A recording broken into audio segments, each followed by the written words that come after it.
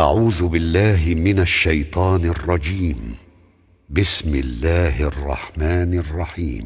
يا أيها الذين آمنوا لا تلهكم أموالكم ولا أولادكم عن ذكر الله ومن يفعل ذلك فأولئك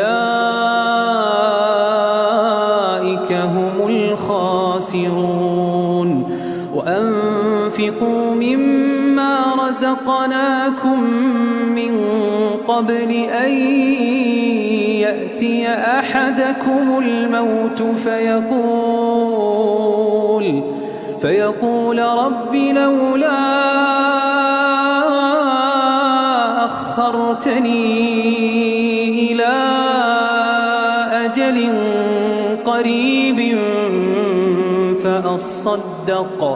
فأصدق وأكن من الصالحين.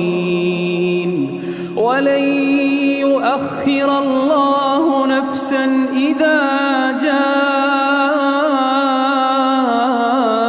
أجلها والله خبير بما تعملون.